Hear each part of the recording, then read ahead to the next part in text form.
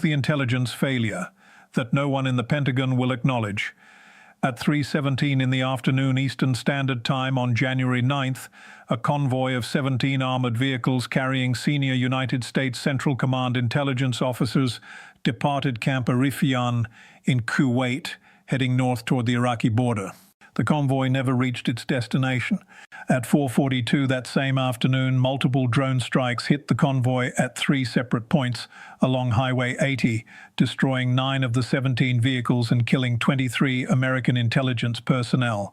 When the attack ended, the United States had lost more intelligence officers in a single afternoon than in the previous 8 years of Middle Eastern operations combined. What happened on that highway was not simply a tactical failure. It was the operational confirmation of an intelligence collapse that has been meticulously documented by adversaries while remaining entirely unacknowledged by the Pentagon's official briefings. Subscribe to the channel right now and turn on notifications. What happened on Highway 80 represents the convergence of multiple intelligence failures whose consequences will compound for years, regardless of what policy adjustments follow. The pace at which adversaries are exploiting gaps in American signals intelligence architecture means you cannot afford to be behind this analysis when the next development breaks. When satellite communications protocols that were considered secure 6 months ago are demonstrated to be completely compromised, when operational planning that relied on encrypted channels is shown to have been monitored in real time, the analysis will be here. To understand the full weight of what occurred, it is necessary to first understand what those 17 vehicles actually represented to Central Command operations, because this was not a random strike against a supply convoy. It was a precision elimination of the intelligence architecture that coordinates all American military operations across a theater spanning 20 countries and 4 million square miles. The officers in that convoy represented the primary signals intelligence coordination cell for Central Command's entire area of responsibility. They processed communications intercepts from Syria, Iraq, Yemen, the Persian Gulf, the Horn of Africa, and Central Asia. They managed the integration of satellite reconnaissance data with ground-based collection systems. They coordinated with National Security Agency assets to decrypt adversary communications. Every significant intelligence assessment that reached Central Command headquarters in Tampa passed through analysis cells that these officers managed. This convoy was not transporting supplies or conducting routine patrol. It was moving the analytical core of American intelligence collection for the entire Middle East from one secure facility to another. The attack demonstrated technical sophistication that contradicts every public Pentagon assessment of adversary drone capabilities issued in the past 18 months. According to multiple independent sources present at the incident site within hours of the strikes, the drones employed were not the crude commercial quadcopters adapted for military use that have characterized most drone attacks in the region. They were purpose-built military reconnaissance and strike platforms with loitering capability, autonomous target recognition, and coordinated swarm behavior. The first wave of 3 drones arrived over the convoy at 4:38 in the afternoon, 4 minutes before the strikes began. These drones did not attack. They positioned themselves at different altitudes and conducted what forensic analysis of the wreckage later confirmed was electronic reconnaissance of the convoy's communications emissions and jamming systems. The convoy's electronic warfare suite detected these drones immediately. Standard protocols were executed, jamming systems activated, communications went to encrypted backup channels. The convoy accelerated and began dispersing vehicles to reduce concentration. Every defensive measure in the standard operating procedure was implemented exactly as trained. None of it mattered. At 4:42, 9 additional drones appeared simultaneously from 3 different approach vectors. Each drone carried 2 precision-guided munitions with shape-charge warheads specifically designed to penetrate armored vehicles. The drones did not attack the convoy randomly or opportunistically. They struck with coordination that indicated real-time intelligence about which vehicles carried the highest value targets. 3 drones hit the command vehicle carrying the convoy commander and the senior signals intelligence officer. 2 drones struck the communications vehicle that provided encrypted satellite links back to Central Command headquarters. 4 drones targeted personnel carriers known to be transporting intelligence analysts rather than security personnel. The entire attack sequence lasted 97 seconds from first impact to final detonation. By the time the surviving vehicles reached defensive positions, 23 personnel were dead, and the entire intelligence coordination cell had been functionally eliminated. The failure was not in the convoy's defensive execution. Every member of that convoy performed exactly as trained. The failure was in the fundamental assumption that adversaries lacked the technical capability to execute this kind of precision strike with autonomous drone systems. Pentagon briefings as recently as December had characterized regional drone threats as primarily reconnaissance platforms with limited strike capability against hardened targets. The assessment specifically stated that adversary drone technology remained 3 to 5 years behind American capabilities in autonomous operation and precision targeting. That assessment was catastrophically wrong, and the evidence suggests it was wrong because the intelligence collection systems that produced the assessment had themselves been compromised for months before the Highway 80 attack. Now to the question that signals intelligence analysts across multiple agencies are examining with growing urgency behind closed doors, while official statements maintain that systems remain secure. How did adversaries know the exact composition of that convoy, the specific route it would travel, and the precise vehicles that carried the highest value intelligence personnel? The convoy route was classified. The personnel manifest was classified. The timing of movement was classified. The communications protocols were encrypted using systems that National Security Agency assessments had certified as secure against all known adversary decryption capabilities. Yet the attack demonstrated knowledge of details that should have been impossible to obtain without direct access to classified planning systems. If the channel is giving you the analysis this situation deserves, the kind that explains mechanisms rather than simply reporting events, subscribe now and share this video with anyone trying to understand what is actually happening behind the official communications cycle.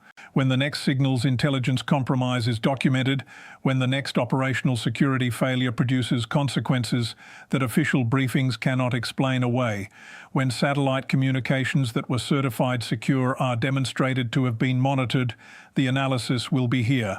The evidence trail that intelligence agencies have been assembling since January 9th points to a compromise far more extensive than a single intercepted communication or a lucky adversary reconnaissance drone happening across the convoy. Multiple data points from separate collection systems have been cross-referenced, and the pattern that emerges is consistent with systematic penetration of American military communications infrastructure at the protocol level rather than opportunistic interception of individual messages. Examination of the convoy's communications logs from the 48 hours before the attack shows no anomalies. Every transmission was properly encrypted. Every authentication check succeeded. Every security protocol functioned exactly as designed. The systems worked perfectly. The systems were also completely transparent to adversaries who had compromised the foundational architecture those systems relied upon. According to sources familiar with the ongoing damage assessment, the compromise appears to center on a specific satellite communications protocol that Central Command adopted in late 2023 to improve bandwidth and reduce transmission latency for intelligence data sharing. The protocol was designed by a major American defense contractor, tested extensively in controlled environments, and certified by National Security Agency cryptographic evaluation teams before deployment. It incorporated multiple layers of encryption and authentication mechanisms that should have made interception functionally impossible even for adversaries with advanced signals intelligence capabilities. The protocol has been used by American forces across the Middle East for 14 months. During that period, adversaries appear to have been able to decrypt and monitor communications in near real time, while American forces believe their transmissions remain secure. The technical mechanism of the compromise remains classified, but the operational consequences are now becoming visible through retrospective analysis of incidents previously attributed to other causes. A precision strike against a classified American reconnaissance outpost in Syria on November 17th that killed 4 intelligence personnel was initially assessed as the result of compromised local security or human intelligence penetration. Forensic review now suggests the strike timing and targeting were consistent, with adversaries having real-time access to communications about shift changes and personnel movements transmitted over the compromised satellite protocol. A rocket attack against temporary American base facilities in Iraq on December 3rd destroyed communications equipment and killed 2 signals intelligence specialists. The attack occurred 17 minutes after those specialists had transmitted a classified analysis of adversary communications intercepts. Initial assessment attributed the timing to coincidence or possible human intelligence compromise. Current analysis suggests adversaries intercepted the transmission and launched the strike based on knowledge that high-value signals intelligence personnel were at that location. The economic and strategic consequences of this intelligence failure extend far beyond the immediate casualties. The United States has invested approximately $67 billion over the past decade in satellite communications infrastructure designed to provide military forces with secure, reliable, high-bandwidth communications that adversaries cannot intercept or decrypt. That entire investment is now under fundamental reassessment because the security guarantees it was designed to provide appear to have been compromised through a vulnerability that existing evaluation protocols failed to detect. Every military operation conducted using the compromised communications protocol over the past 14 months must now be reviewed to determine whether operational security was maintained or whether adversaries possessed real-time intelligence about American force movements, planning and intelligence collection. The insurance and financial markets that support defense contractor operations and government satellite communication systems are beginning to price in the actuarial implications of systematic communications compromise. Defense contractor stock prices for companies involved in satellite communications development have declined by 8 to 12% since details of the compromise began circulating among cleared personnel in late January. Insurance premiums for satellite communications infrastructure have increased by 15 to 22% as underwriters reassess the risk profiles of systems previously considered highly secure. The broader economic impact extends to every American military operation that relied on secure communications for force protection, intelligence sharing, and operational coordination. If those communications were not actually secure, then the entire architecture of distributed American military presence that depends on assured command and control becomes fundamentally questionable. For the families of military and intelligence personnel deployed in regions where adversaries now demonstrably possess capabilities to target American forces with precision based on intercepted communications, the consequences translate to increased casualty risk that existing protective measures may not mitigate. Current Pentagon force protection guidance remains based on the assumption that classified communications about personnel locations, movement patterns, and mission profiles remain secure. If that assumption is false, then every deployment involves risk levels higher than official assessments acknowledge. The weekly cost of maintaining current force posture in the Middle East, while communications security remains compromised, is estimated at $400 to $600 million in additional security measures, reduced operational tempo, and degraded intelligence collection. Those costs will continue accumulating until either communications security is restored through new protocols that can be verified as secure, or American force posture is fundamentally restructured to account for the reality that adversaries possess near real-time intelligence about American operations. The broader strategic question that emerges from assembling these elements is one that defense policy analysts are beginning to examine with increasing concern. Can American military operations maintain the distributed network-dependent structure that has defined force posture for the past 2 decades if the communications networks that enable that structure are demonstrated to be penetrable by adversaries with sufficient technical capability and operational patience? The American military model relies on small units operating across vast geographic areas, coordinated through satellite communications and supported by intelligence fusion that depends on secure data transmission.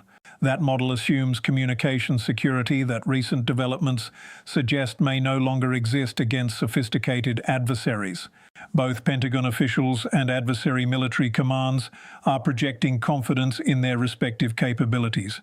Pentagon briefings continue to characterize American communications security as robust, while acknowledging the need for ongoing evaluation and improvement. Adversary military publications suggest growing confidence in their ability to monitor and exploit American communications in ways that provide operational advantage. The battlefield reality emerging from incidents like the Highway 80 attack suggests something considerably more complex than either official narrative acknowledges. The most lethal precision strike against American intelligence personnel in 15 years occurred just weeks after Pentagon assessments publicly stated that adversary drone and signals intelligence capabilities remained years behind American technology. That contradiction may be the most revealing data point of the entire intelligence failure. The fundamental question is whether the compromise represents a temporary vulnerability in a specific protocol that can be corrected through technical improvements, or whether it reveals a more systemic problem in how American military communications security is evaluated and certified. If adversaries successfully penetrated a satellite communications protocol that underwent extensive National Security Agency security evaluation and was certified secure before deployment, then the certification process itself may be compromised or inadequate. Every other communications system certified through similar processes becomes questionable. The entire architecture of trusted communications that American military operations depend upon rests on the assumption that security evaluation protocols successfully identify vulnerabilities before systems are deployed. If that assumption is false, then no communication system can be trusted simply because it passed evaluation. The response that intelligence and defense agencies are implementing remains largely classified, but observable indicators suggest a comprehensive reassessment of satellite communication security across all military services. Multiple units that previously relied on the compromise protocol have reverted to older, lower bandwidth communications systems with longer established security records.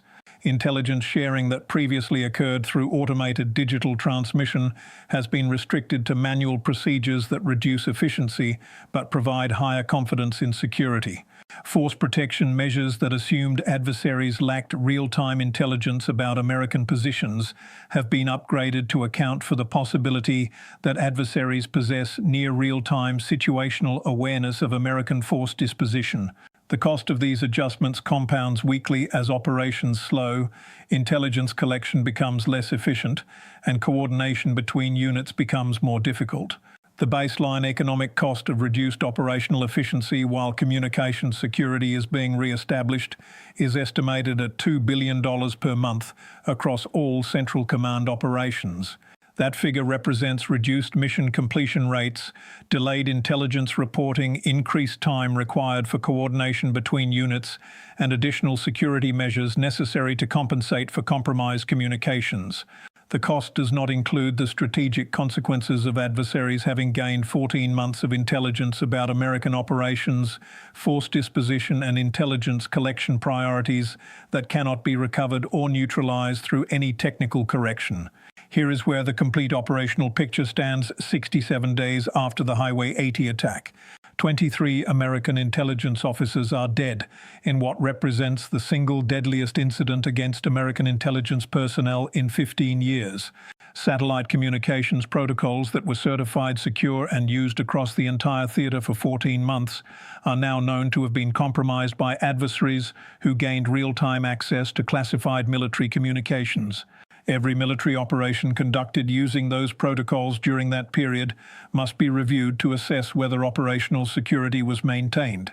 Defense contractors, insurance markets, and military planners are reassessing the fundamental security assumptions that underlie $67 billion in satellite communications infrastructure investment.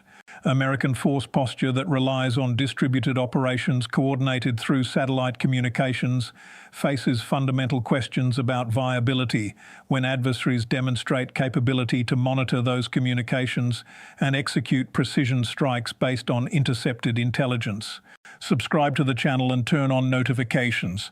When the next communications protocol is demonstrated to have been compromised, when the damage assessment reveals the full scope of intelligence that adversaries collected during the 14 months the system was penetrated, when the strategic implications of lost communication security force fundamental restructuring of American military posture, the analysis will be here.